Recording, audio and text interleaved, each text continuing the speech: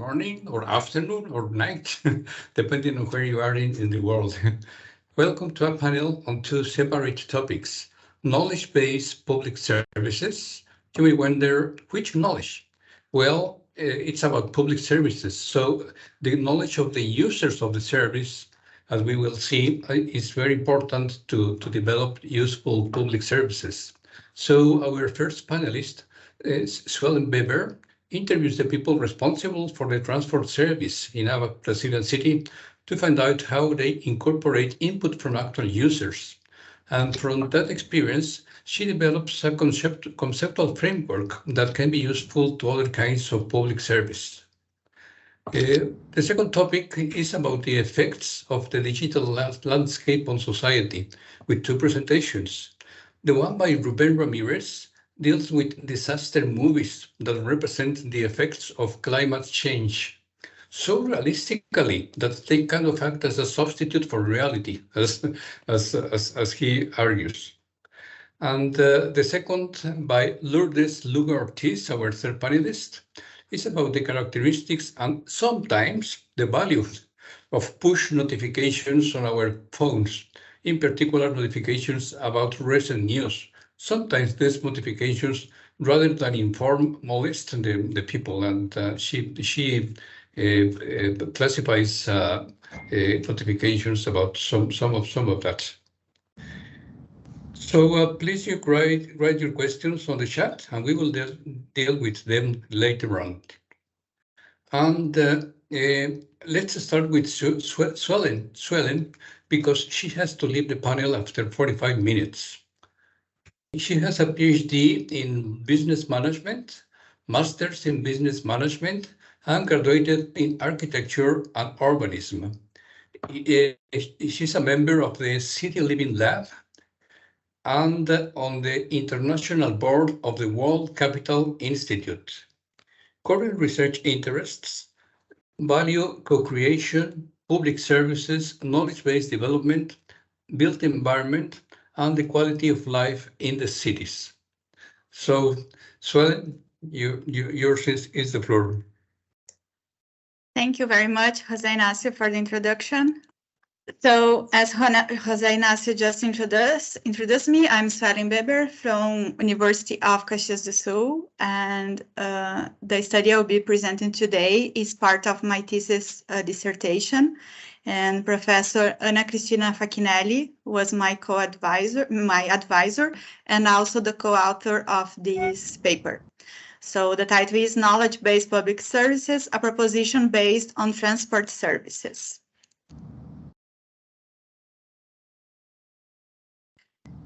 So the United Nations estimated that by 2050, almost 68% of the world population would be living in cities. And this corresponds to nearly 9 billion people who will be sharing the same infrastructure, the natural resources, and the environment available in cities. This will increase the demand for consumer goods, for services, especially public services, and well-being so that people can meet their own and collective expectations. Smart cities development grounded on knowledge-based initiatives could help meet such demands. In Brazil, the law known as the Urban Mobility Law assigns municipalities to plan and execute the urban mobility policy and organize and provide collective public transportation services. And one of its objectives is to increase the participation of public and non-motorized transportation in the population's commuting matrix. So the basis of an urban policy with popular participation recognize that participation in public policies is a right of citizens, and that they should participate in our process when developing and designing a service, not just in the end of that, but especially when identifying citizens' needs. Because of that, this research focuses on services managed by the municipal government, and as the urban mobility plan is mandatory for most Brazilian cities and should prioritize collective public services to help reduce gas emissions, this is the service object of the study. So the objective of this study was to propose a conceptual framework of knowledge-based public services for smart cities, from mobilizing citizens' personal knowledge in the value co-creation of public services. The context of the study was the city of Caxias do Sul, which is in a city in southern Brazil. It has over 100,000 inhabitants. It is the second most populated city in the state and home to the second largest industrial hub of the metal mechanic sector in Brazil and the largest bus builder in Latin America. It accounts for an index of 1.6 inhabitants per car, which is alarming if we consider gas emissions. And we have the Municipal Secretariat of Traffic, Transportation and Mobility, who is responsible for managing the policies for the mobility in the city. And Visati is the private company and concessionary that carries out the urban public transportation in Caxias do Sul. So the data collection occurred with semi-structured interviews. 10 respondents participated, including people from the municipal management, a manager from the service concessionary, civil society, members of civil society organizations, and liberal professionals. It considered a priori categories: the personal knowledge mobilization, citizen engagement, co-production, value co-creation, and public value. And the study was approved by the Research Ethics Committee.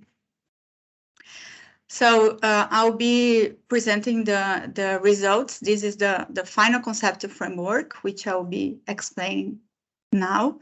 So the research sought, based on the literature, to take an ecosystem view of public services.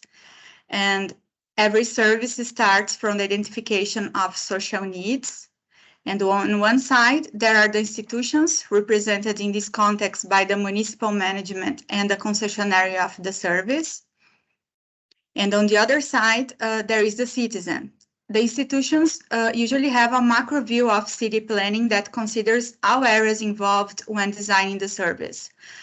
They also consider the collective interest when making decisions, while citizens usually have a restricted view, focused mainly on their neighborhood or their individual issues.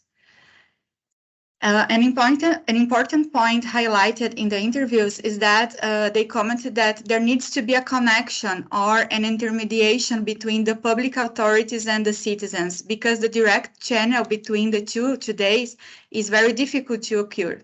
So, for example, summarizing what interview 10 said, he said that, "I think it is important to have a neutral entity, to have at least this intermediation between citizens and the government.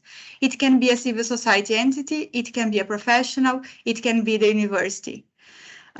Interview 9 also talks about the figure of the neighborhood association and the neighborhood president, and that this representation becomes a leadership and a vital link between the public authority and the citizen.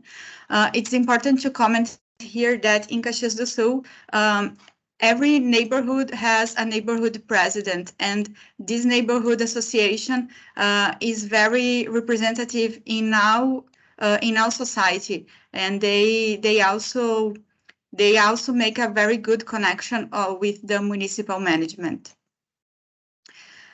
So as evidenced by the interviews, this connection or this bridge between the institutions and the citizens usually happen through leadership figures. And there we have the category called leadership, which emerged a posteriori. And at the neighborhood level, most interviews pointed out that vital leadership is the neighborhood president, because he is the voice of the citizens before the institution. And also people in leadership positions in the municipal administration, for example, the mayor or the secretaries, are also leadership figures mentioned.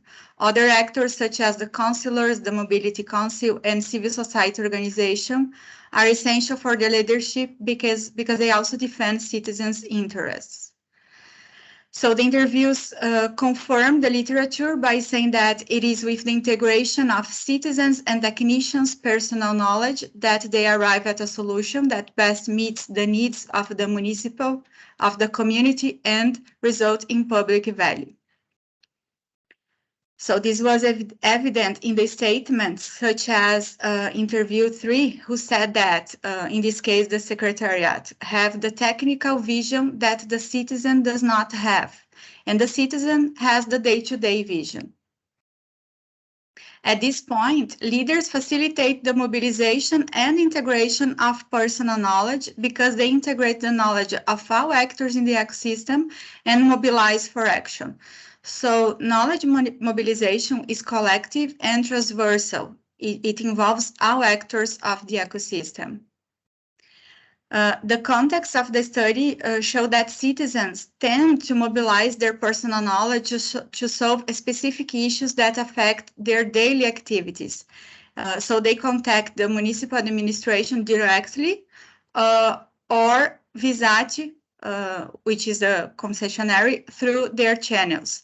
However, when it comes to macro issues that impact other people in the community, the leaders play a vital role in mobilizing citizens, especially the neighborhood president.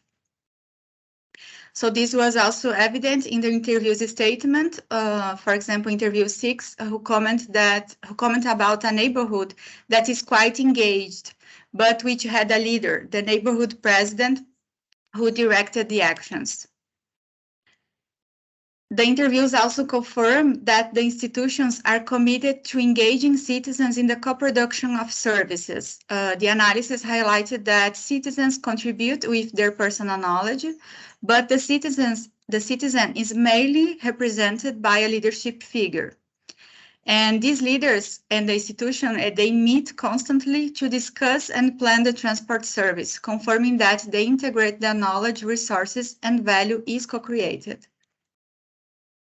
And when questioned about the contact channels between the citizen and the institution and the way in which the municipal administration communicates with the citizen, the interviewers pointed out according to some statements. For example, interview 6 comments that citizens often do not know who to look for or where to look for information when they need a service or contribute, or when they want to contribute somehow. So they also comment that they believe that information does not reach people and that communication campaigns are necessary. So there is an emerging category named communication, and it can happen with the help of channels or through people like traffic inspectors or leadership figures. And when it comes to everyday issues, such as getting information about a bus schedule or complaining about a delay, the citizens usually interact through the channels. However, they turn to the neighborhood president when it comes to macro issues. So the analysis also highlighted that citizens tend to behave passively by raising a problem but not engaging in the solution. This way, it is necessary to increase citizen engagement. And when asked how to increase citizen engagement, interview 9 commented that education is fundamental to form individuals concerned about collective and social issues. So in his opinion, it is essential to start early to educate children at school about their role as citizens, about the collective values and how they can engage in the co-production of services. He also believes that it is more difficult to make adults aware of contributing to the improvement of the city if they have not learned this during their early years of education. This argument was also supported by interview 7, who said that when children have good experiences early in school, they can become better informed citizens and know the difference between a good and a poor service. Also, when asked about what motivates citizens to engage in the co-production of public services, some interviews pointed out factors related to the sense of belonging, as evidenced in the speech of interview 1. She said, "It is a civic duty, the perception that we, the world, are all in the same boat, Therefore, what makes people have a more collaborative and constructive participation is the civic duty, realizing that they are part of a society. I see that it is the moral formation of the person, the construction of responsibility, that I am part of this universe, that I am also responsible for this.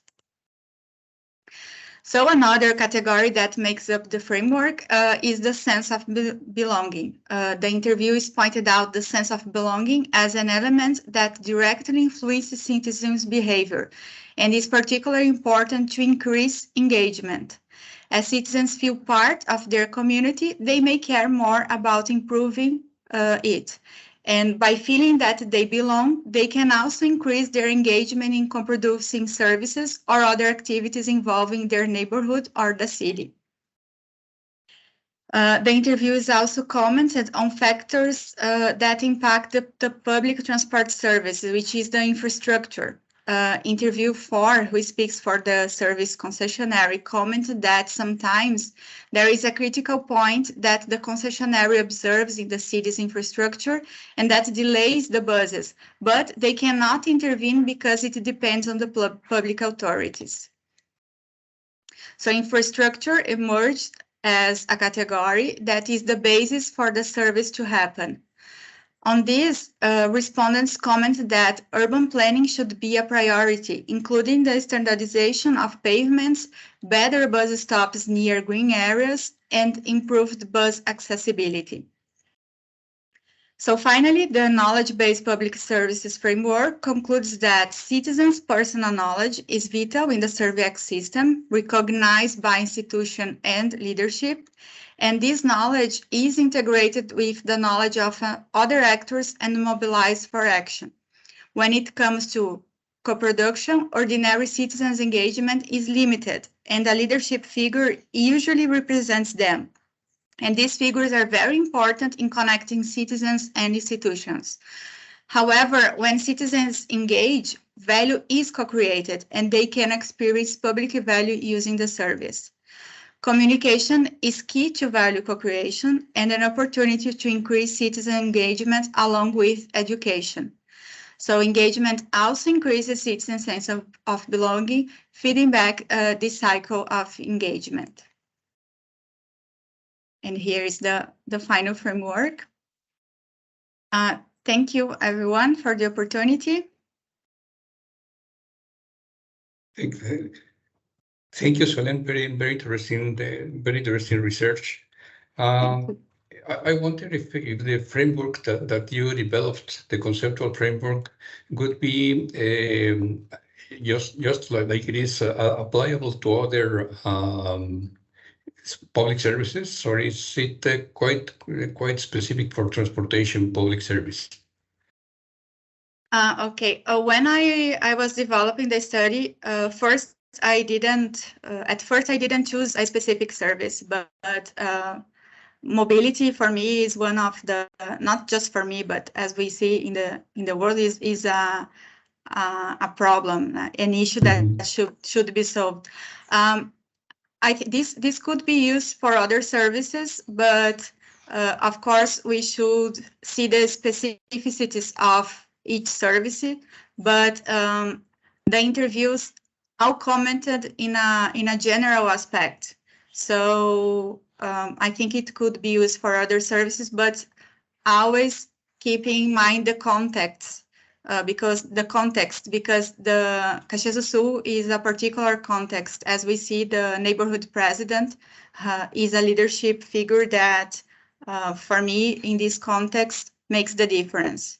So maybe for other cities, the framework would be different, but I believe for other public services in Caxias do Sul, the framework would be much alike this one. Okay. Yeah, you're right. We will handle questions about your presentation right now instead of at the end, because you have to leave. Okay, I will try to be back. Yeah. I just had a work meeting that I couldn't postpone. So, but I will try to come back at the end. I'll be here for more like 20 minutes. now. Okay. In case you can come back, there is a question by Ruben in the chat. What is the role of software in the citizen processes? Does digital literacy play a role in the enactment of or not of these models? Software in the citizen processes. Okay.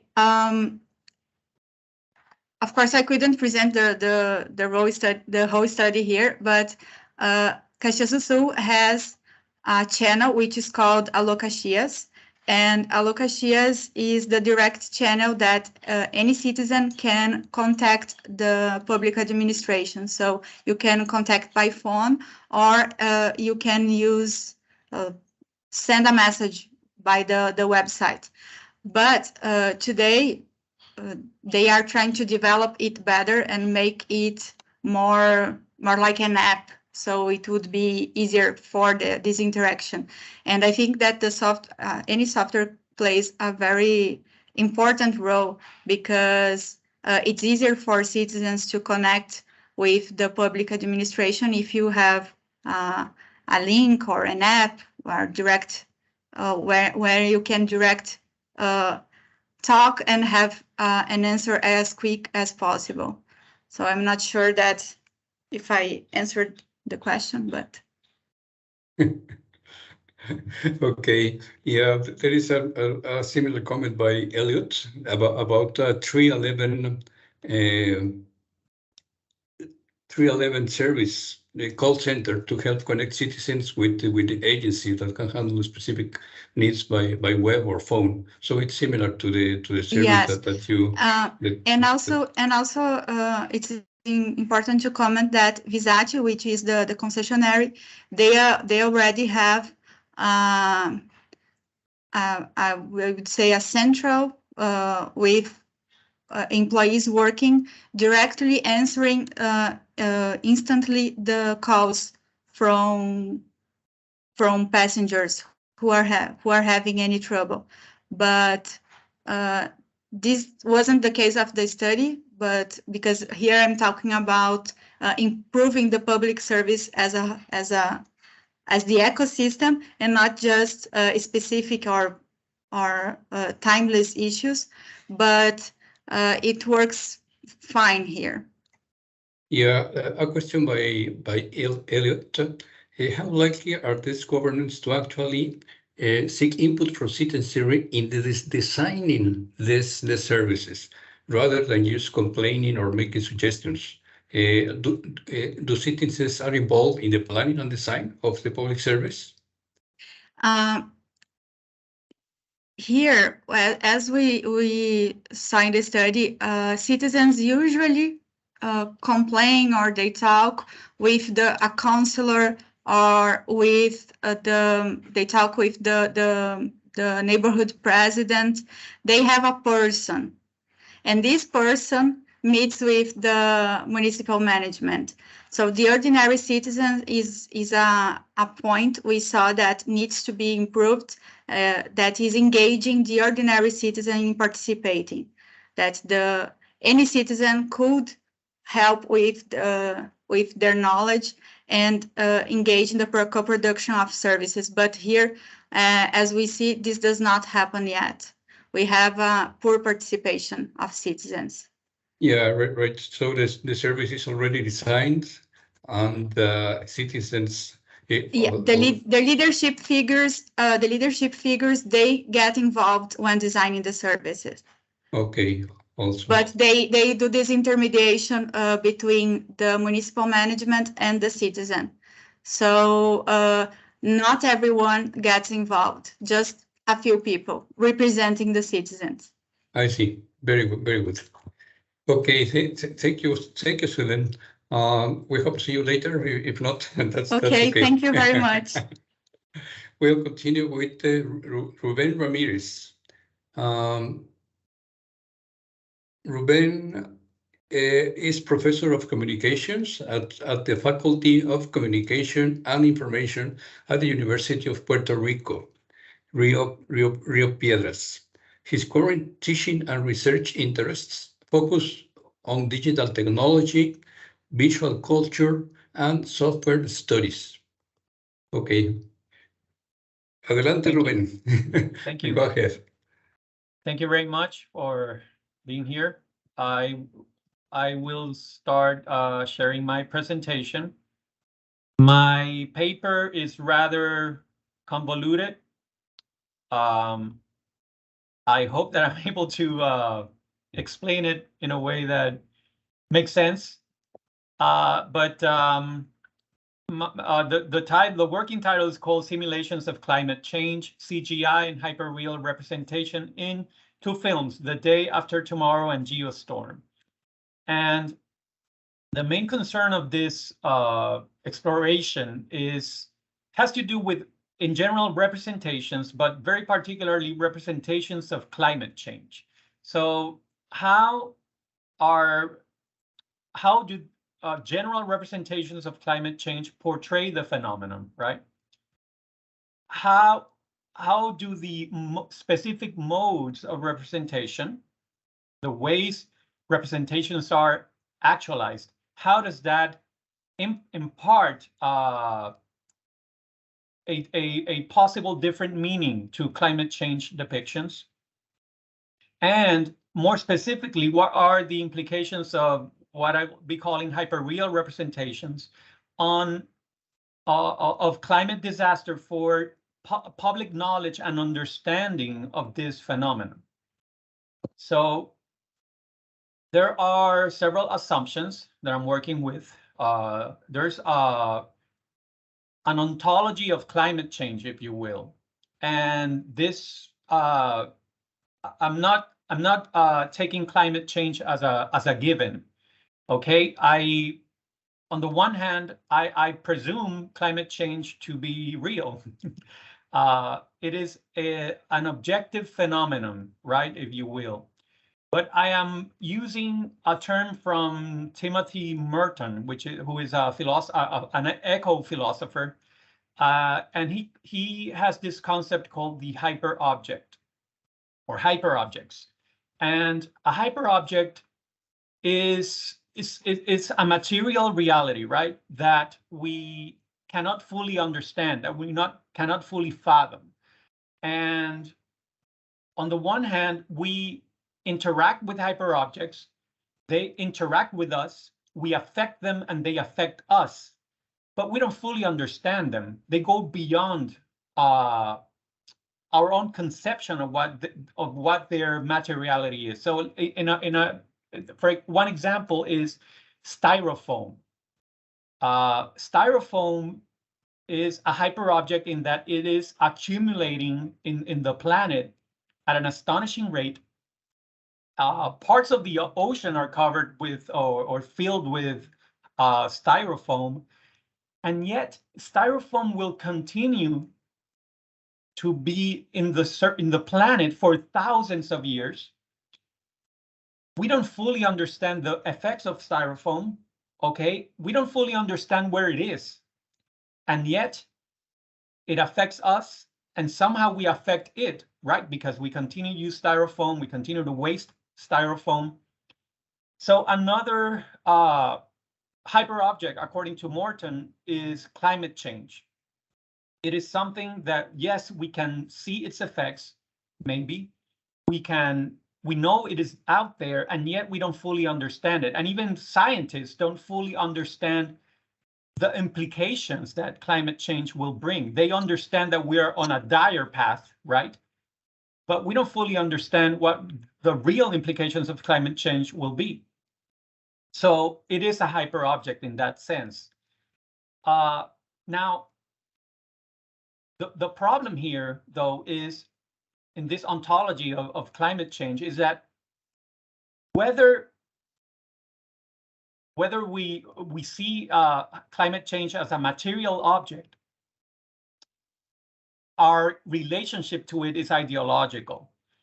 So the thing with hyperobjects is that whether I believe on styrofoam or whether I believe on climate change, it will still affect us, but I relate to it ideologically. So that's why you have climate denial, for example. people relate to climate change in ways that are ideological.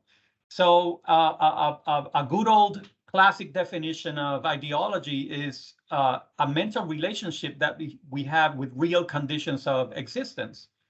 So in that sense, how we think about climate change is determined, and how we act about climate change is determined by our own ideology about it. So in that sense, I bring in representation as an important factor, because representation is one of the preferred methods, if you will, to enact an ideology. So in this, I rely on other assumptions. The one is that we are living in a visual culture, and in visual culture, we give the image a preference over any other mode of communication. So image becomes an a priori mode of communication. Also, there is an assumption that representation actually leads or enacts an ideology. So that's why communication studies for decades has been researching the effects of representation on how people think about the world. So representations of the female body, for example, leads to a culture of women objectification, for example. And there is another assumption here, which is that in this visual culture in which we are traversed by images and by technologies of visualization, there is the technological progress of images results in a fidelity of representation. Okay, so the more images and imaging technologies advance, there is more fidelity of representation, and thus there is more impact in terms of how those references come to us and are represented to us. So there is a presumption here that the image as a technology, right, a mechanical representation, so images, have more representational power than, say, a painting. And in that sense, a painting will always keep the referent intact, whether a mechanical image and the images that we have now, for example, like from an iPhone, these images have so much representational power that it is easy to just forget that they are representing as well. We take the representation for the referent, for the thing, because of fidelity. So this will lead us to another construct that I'm working with in this paper, which is hyperreality. And this was first introduced by Jean Baudrillard in the 80s. And basically, he's already observing a pattern, a progression, in which the more we advance in terms of representation and imaging, the more we go into a state of simulation rather than representation. So there are increases in fidelity and likeness, like I said, but also now representation technologies are now able to produce structures of feeling and experience. So when you have these combined, you enter the stage of simulation. And with simulation, something that happens is there are the signs of material reality and the signs of the simulation actually merge in a way that you can disentangle them. So in the end, the power of these representational technologies is that they are able to do away with the referent. So we no longer need reference to portray something. Now, we enter now the arena of CGI, or computer graphic imaging. And this is a very vast field, but what CGI does is that through software technologies, we are able to simulate visual scenarios in a way that there is much likeness with referential reality, whatever that may be, but also we create structures of experience and feeling. So, for example, we are able through CGI to portray uncanny likeness. We are able to portray correct physical behavior in visual objects. We are able to produce illumination that is quite like physical material illumination. And we are able to integrate real objects with digital objects. And in this sense, we are able to portray scenarios which do not necessarily have to have ever happened. So in that sense, I go into at least two specific films, The Day After Tomorrow and Geostorm, which are films that in their own narrative, they are actually portraying a scenario in which anthropogenic climate change is occurring. So in that sense, we are seeing the climate disaster effects of climate change as a product of human activity. Now, the thing is, and I guess I go into more detail with this in the paper, is that these representations they have nothing to do with real climate change science, in that even the dire effects of climate change are not predicted to happen in these ways. Sometimes, you know, these films will even violate the laws of thermodynamics and laws of physics. However, the problem with hyperreal representation is that they are able to produce an uncanny reality that in principle we take to be true. Not necessarily because we think that this is happening right now or this event is imminent, but because visually we process these images in a way that, oh yeah, that seems to be true. So, for example, we can see, you know, this great wave hitting the coast of Manhattan. And here we see, for example, the Statue of Liberty, you know, almost to the top, filled with water. And the thing is that these types of representation have no real reference because they are not even filmed in real conditions. They are filmed in warehouses with green screens. And these are examples of hyperreal representation on the one hand. And on the other hand, I then start to question, well, what are the effects of hyperreal representations? And what would be the effect of hyperreal representations in a setting of climate change? Well, one thing that Baudrillard talks about is that there is a danger of representations without referent, because in a way it kind of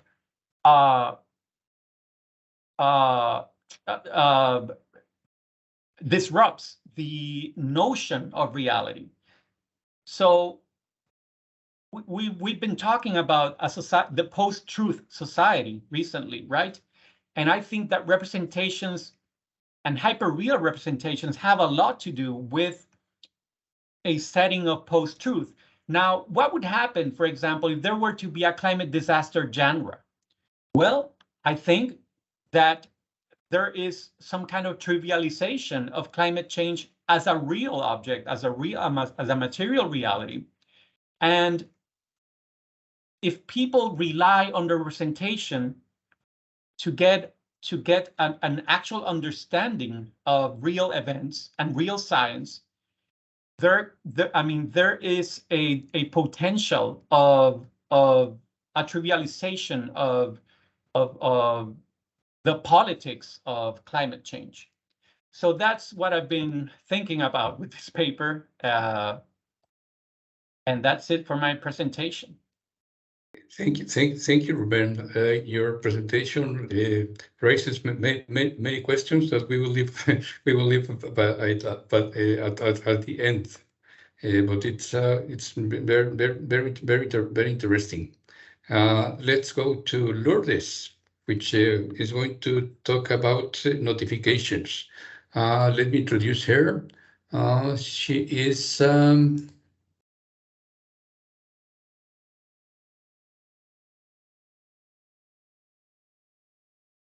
Lourdes Lugo-Ortiz is a journalist professor at the College of Communications and Information at the University of Puerto Rico.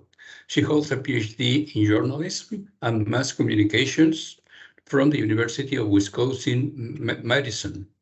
She is the author of the books Tropiezos con la Memoria, la esterilización femenina en la prensa puertorriqueña, or Problems with Memory, the sterilization of females in puertorriqueñas periodicals, and El espectáculo de la real noticia, actantes y teleperiodismo en el siglo XXI, the spectacle of the real news,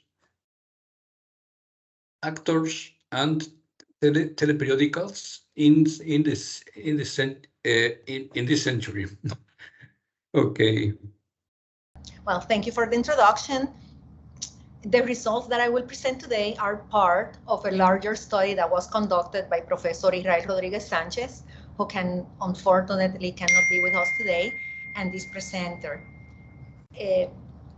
The purpose of the study is to explore how push notifications contribute to the storytelling of mobile journalism. Then the question is, why presenting this study in this conference? This study helps to explore how journalism contribute to the information and the potential creation of knowledge that citizens receive in the digital ecosystem. And I think that that's one of the important parts of why this presentation is in this conference. Then let's start with something very simple. How do we define news alerts? News alerts are clickable short texts produced by the media to disseminate newsworthy information through its applications. We focus on the mobile journalism, then alerts come to the mobile screen, block or not, after users agree to receive them silent with sounds, vibration, light. When the notification is clicked, the users are ideally led to a text that expands the content of the notification or to a web page of the same medium that sends the alert. Also, alerts can be accompanied by sound, graphics, videos, and images. News alerts are an important part of the journalistic routines. From the news media perspective, they serve as means, first, to distribute the journalistic content, second, to increase traffic of the news, attracting people to the stories that are published in their web pages, and divert them, take users away from third-party platforms like Google and social networks. And third, to build and maintain brand loyalty. In that sense, users feel this is the information that is important that I'm getting from this medium, and this medium is telling me what I need to know. Citizens, on the other hand, expect that alerts convey new information that justifies that they are interrupted unexpectedly. Actually, studies point out that people expect that alerts communicate information, mainly breaking news, in a language that is direct, clear, accurate, factual, and correct. We, Israel Rodríguez and me, and other researchers, not only us, see push notifications as a unique form of storytelling. Storytelling is at the core of how journalists communicate news to make them significant to the audiences. And with mobile journalism, push notifications are a means to make people aware of what is important. Brown, one of important research in push alerts, affirms that push notifications are becoming yet another platform on which news publishers can find readers where they are, literally and emotionally, offering a series of bite-sized content that begins to construct its own record of journalistic events. In that sense, we are seeing push alerts as a unique form of storytelling. What we did, well, we have a main question that we are going to answer in this presentation, how push notifications contribute to journalistic storytelling, but in specific, we want to explore the characteristic that the written language of the news notification, the language that they exhibit. We approached this study with two methods, one content analysis and the second in-depth interviews with the producers of the push notifications. Sorry that this graphic is in Spanish, the other ones are going to be in English. The content analysis, we studied 305 push notifications, which shows the sample from a compound week, and we studied 7 news media. If you see at the graphic to the extreme right, daily they send between 2.29 alerts per day up to 10.43 alerts per day, which is quite a bit, as you can see. In the content analysis, we were studying the language. It was concise, accurate, clear, simple, and also if the information was correct. In terms of the in-depth interviews, we explored the production routines that the medias follow. What we found here? Well, first, that news alerts in Puerto Rico usually communicate breaking news about national issues related to politics within the framework of the brevity imposed by the block screen. In this sense, the interruptions that users are subject usually lead to an informative reward. When we see this first graphic, we can see that breaking news and news, they consume more than 60% of the notification. I mean, notifications are mostly about news. And second, as a big chunk, not as much as the others, is live transmissions. When we see the topics of news alerts, mostly more than 50% are about politics, 15.4 about sport, which is considered soft news, and the third, science. We have to remember this study we started with the pandemic, then science information or related to health and science was an important topic that will still important in our life. Then we explore how these push notifications, do they convey information or what? Well, we found that mostly they convey certain kind of important information, periodistic, journalistic information, 64.6, but a big chunk, too much for our taste, 33.4 were clickbaits. What are clickbaits? We identify clickbaits as incomplete information, expressions that appeals to audience to make them take an action, for example, clicking, thematic reiteration, the same topic on and on and on, serialization of data, a little byte here of the same information, and later you send another one with another byte, is exaggeration, soft news, among others. We found that most clickbaits were in live transmissions, asking people, oh, we are transmitting now, join us, or breaking news, which is, concerning. I'm going to present some examples here. I'm just going to go through 2 of them. We don't have much time. But if we look to the right upper side, we see, for example, El Vocero, live, en vivo, live, press conference of the San Sebastian Street. That was a notification. It's a clickbait because first, soft news. Second, what is going on in the press conference, what they are saying that is important.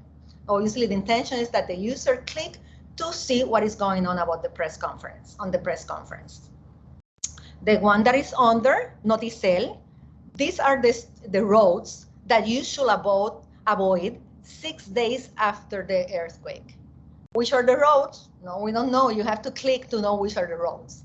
And then the other examples, and there are many others. Also, we were looking at the language of push notifications. We were looking at if it was concise, accurate, clear, and simple. This graphic here is a little bit concerning because what we were looking at, we found that 74, I'm not seeing here well, it's so small for me too. Let's see if I can have it bigger here. 70-something% of the notifications are exhibit some kind of error, one or more of these ones. Only 20-something% of the notifications didn't exhibit any language error. When we look at this graphic, we analyze if they were simple. Simple means common words, not using big words or slang. If they were concise, they use the necessary number of words to convey a message, not including circumlocutions, redundancies, etc. If it's accurate, specific information, not using generalities and cliches. Cliches are not accurate. And it was clear, correct spelling, syntax, part of the sentence, and vocabulary. We found that generally most of the notifications were simple and concise, the majority, but they weren't clear and accurate. We have here some examples. If we go this time to the left side, en vivo, which is the situation. It's so little small, let me move it here, then I can read it better. Okay, which is the situation in the towns in the south after the earthquake. The government offered details of the efforts. What exactly is the situation? What exactly are the efforts? Not clear, not accurate, not precise enough to convey a message by itself. If we go to Noti1, the one under, now, the former Secretary of Department of Housing, Fernando Gil, breaks his silence en Sin Miedo. Tune in. It's a cliche, breaks the silence about what, we don't know. We don't have precise information at all. If we see the next one, the next slide, there's some example of non-clear, clarity, lacking clarity. And we go again to the right. En conferencia legislativa, in legislative conference, they discuss an increase of 4% in the power bill. Who are they? What is legislative conference? It's a technical term that not many people are, related to. Under, this is a jewel. Inspection of schools is uncertain. What is certain is that the contracts went to the donors. I think that it explains itself to one of us that we speak Spanish. What happened with the production? We are pointing out all this situation, but what happened with the production of it? Many, after interviewing the producers of the news notifications, we find out that notifications are done by the person in chief, the reporter, the journalist that is working at the moment. There is no supervision. There is no supervision. There is no editing process generally, with the exception of one medium. Also, they don't have any strategies to correct mistakes. They only correct mistakes if they are data mistakes, and they send a second alert. But if there are grammar mistakes or any other type, they don't send a second notifications. Also, when in the interviews, they perceive that they don't make many mistakes in data. And actually, our study supports that perception.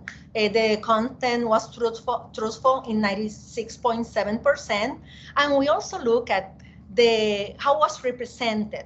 We wanted to see if it incurred sexism, homophobia, classism, or any kind of discriminatory language. And we saw that in generally 95.1%, they didn't incur in this kind of problems. Also, they acknowledge that they don't have guidelines, standardized guidelines. Then it's a little bit, it depends who's in the chief, writing the notification, then that's the notification that is published. it takes me to certain conclusions. News alerts as micronarrative, micro stories, are becoming a useful instrument for the distribution of journalistic content, no doubt about that.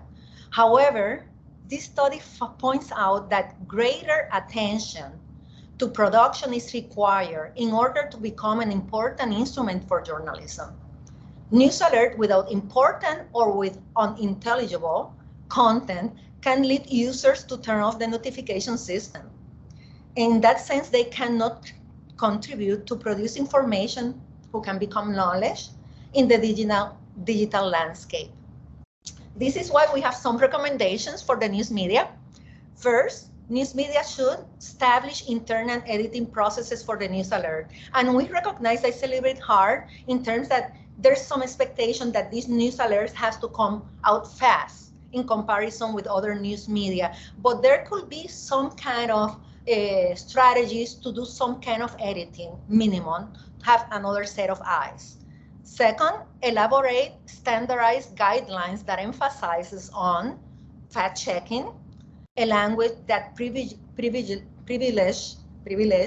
data and substantive information, adjusted obviously to the kind of media that is publishing it, and also that the notifications should follow certain characteristics: clarity, conciseness, accuracy, brevity, and simplicity. This is it. Thank you very much for your attention. Thank you, Lourdes. I'll start with the questions. I'd like to connect your presentation with the two other topics of this conference. First of all, obviously, climate change and Anthropocene and so on.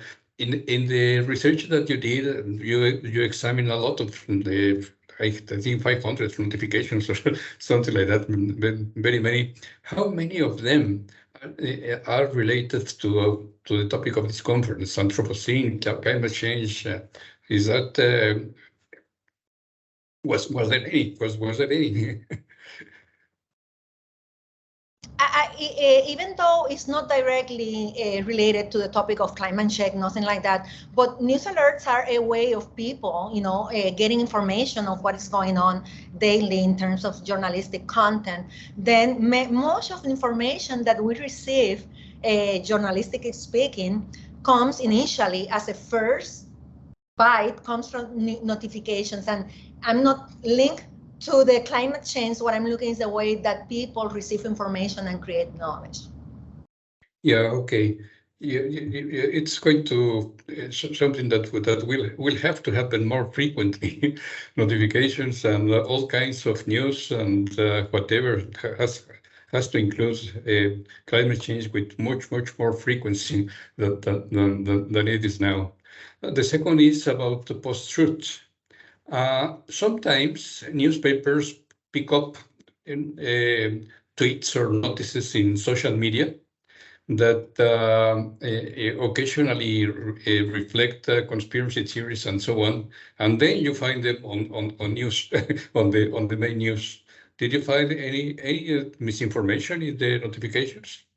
No, generally, could be the information wasn't, well, we found, but very little, 2 or 3% of the information that was incorrect. But one of the issues, I didn't say it in the presentation, the clickbait thing is an important aspect to look at, because clickbait looks too much like fake news. The writing, then, journalism has to differentiate itself in the narrative and the discourse that adopts.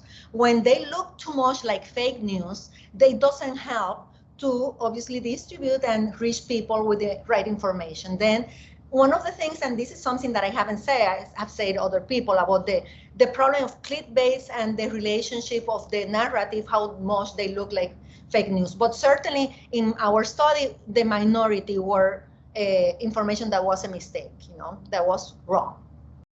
Okay, yeah, I see. Great. Let me change to Ruben presentation. Besides disaster movies, there is now much talk about virtual environments where the user participates. It started with Second Life, and now we have this Facebook stuff and so on. Do you see a progression in that direction, that users could be inside some kind of disaster that where they can do something about it or something of that sort? It could be hyperreal and also interactive with the user. Do you see that happening or could happen? Oh, most definitely. I believe that in 20, 30 years, maybe less even, it depends on how the technology is adopted, but there will be virtual environments in which we will study, in which we will earn a living, in which we will have relationships. This is already happening actually.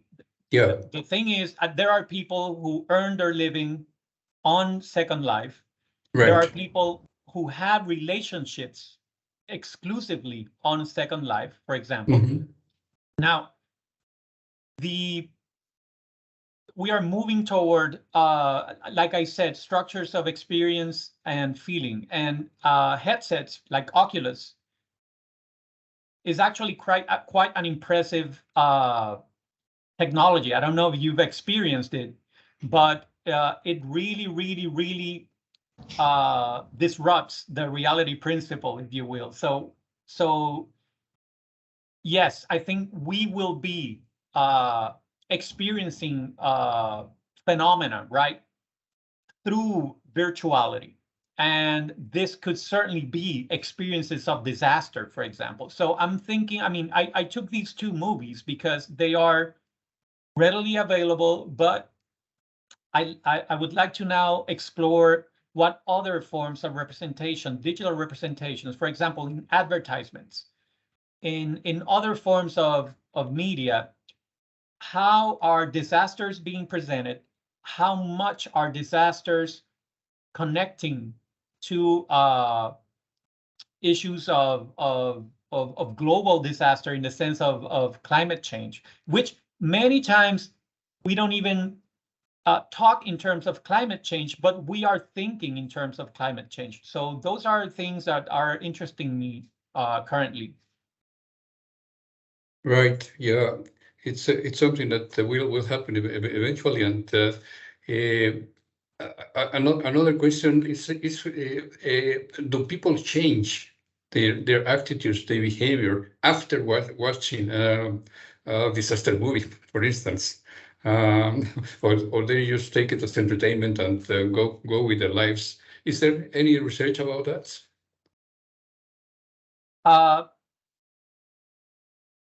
Well, I think there's little research actually on topics of climate change and representation. I mean, I just started this research, and I haven't been able to.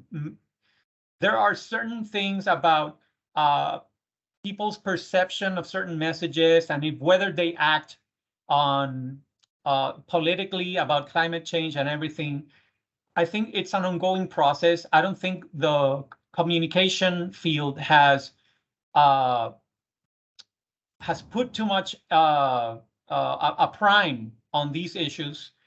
That's why I wanted to participate in this conference, because I thought that it was important to begin a research agenda that deals with the many aspects of the problem. It's not only political, it's not only technological, it's not only scientific, it is also a debate of public opinion, a debate on ideology, etc. I have a question in the chat from the audience to Ruben. Do you think that the trivial depiction of climate change in movies is more understandable to the everyday person rather than an accurate representation of the event? As in exaggerated representation of this event somehow results in the everyday person feeling a sense of urgency related to this event, more or less related to my question. Do you think filmmakers and storytellers in general should have a responsibility, or at least put more effort to accurately depict these events? Yeah, that's a great question by Sebastian. A shout out to my students. Yes, Sebastian, I agree with you. Yes, the trivial depiction is a problem. And, you know, it's a problem also of the post-truth society.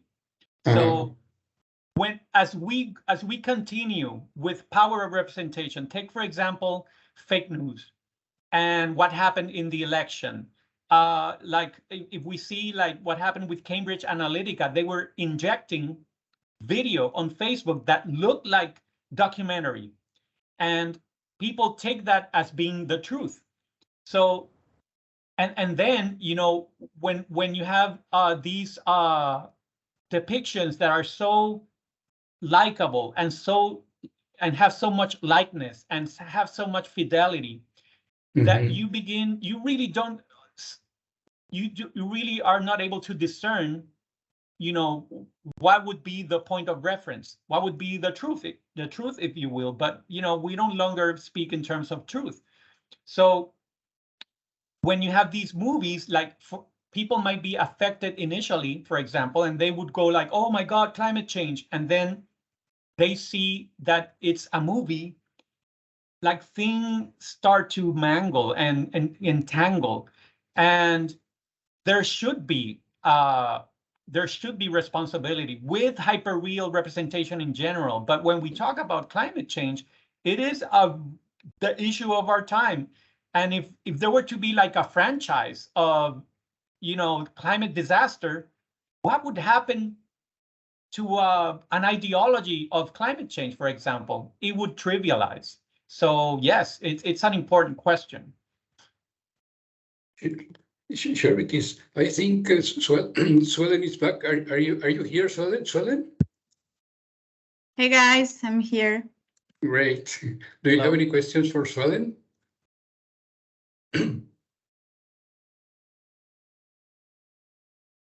Oh, she's typing a question for somebody. Just a second.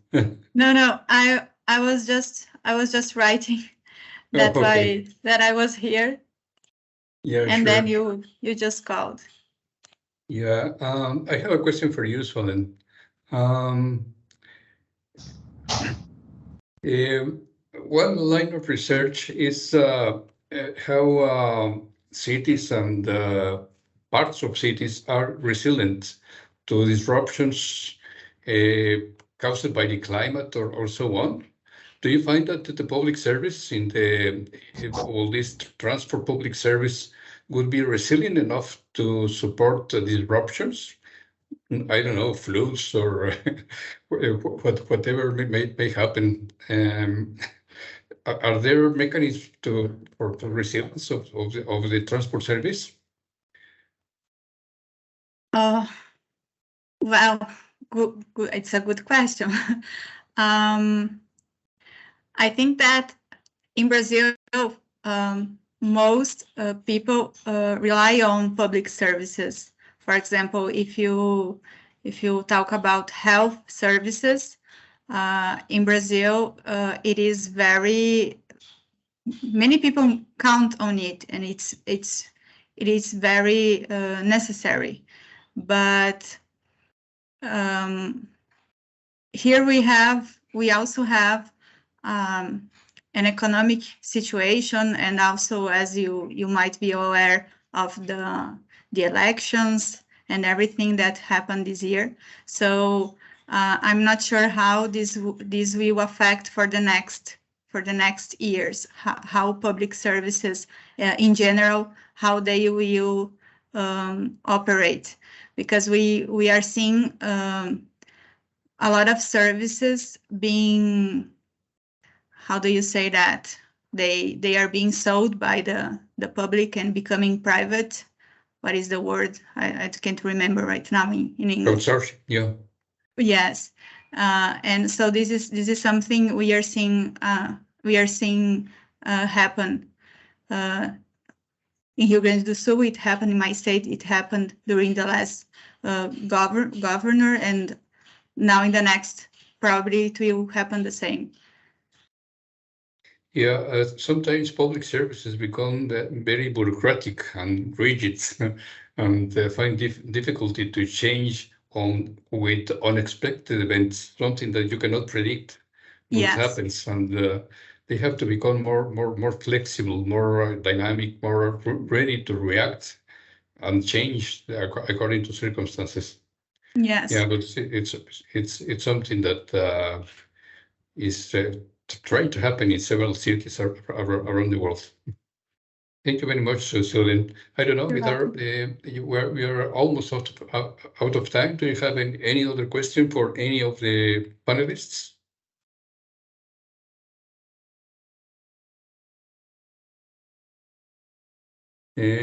Okay, if not, I think we can close the panel. It was very interesting. Thank you very much. Thank you Thank all. you, guys. It was very nice being with you. Thank you. Bye. Likewise. Bye.